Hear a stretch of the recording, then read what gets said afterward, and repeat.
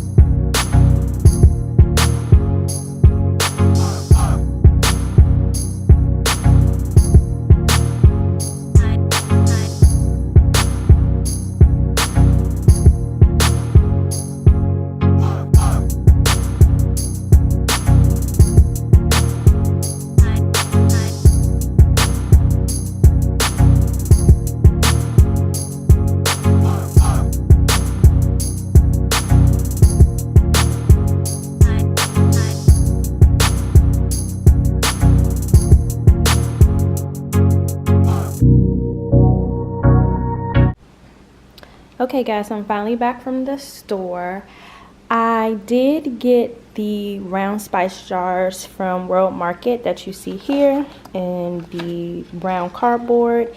They were $4.99 for a set of 4. And what I really liked about these spice jars is that they have 3 different sizes of holes where the spices can come out. And so you have a large, a medium, and then you have a fine, and then you can actually close it. And so I thought that was really good. So I got 2 sets of these. And then I didn't end up getting anything from Bed Bath & Beyond, but what I did do was go to Walmart off camera and get these spice jars. They came in a pack of 4. And they were only $2.98.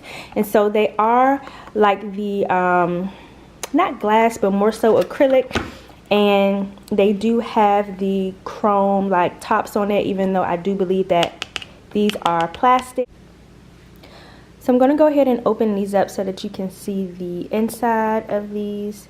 These don't have any pre-done holes so that the spices will be evenly distributed onto foods, but I'll probably be using these for spices that I don't use as often, or spices that come like bay leaves or rosemary, things like that, that I actually like to pinch or would use a measuring spoon or something like that for. So I have a total of about 20 jars here.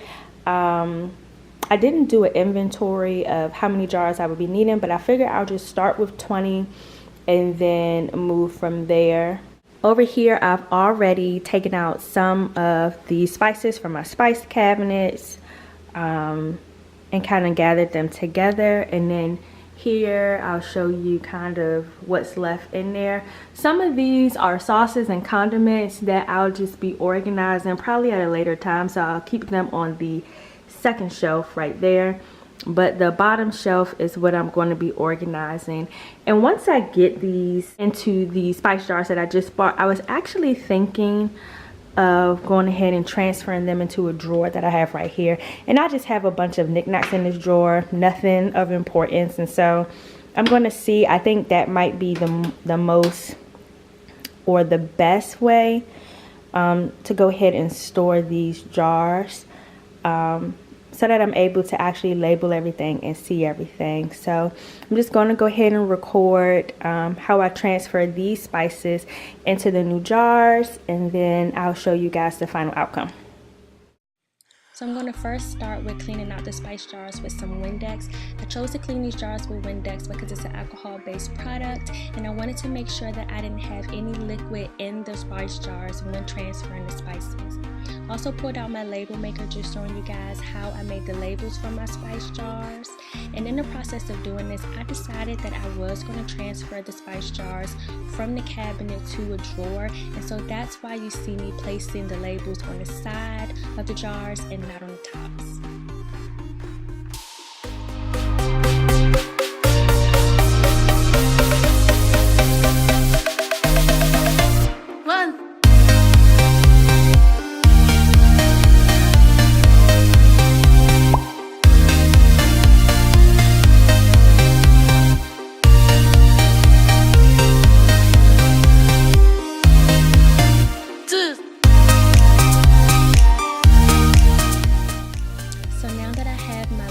Made and placed on the spice jars, I'm going to go ahead and start transferring my spices over.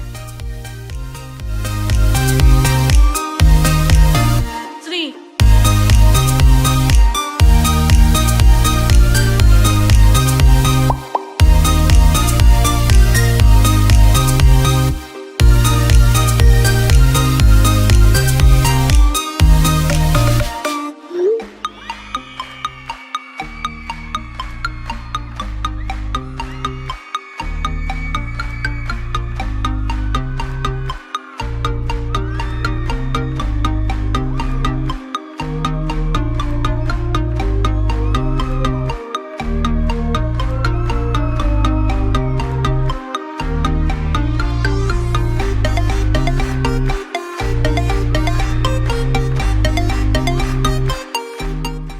Before organizing the spice jars into the drawer, I went on ahead and laid the liner down. A lot of the time, spice drawers have spills, and the liner will simply help protect the drawer from getting messy and staying clean.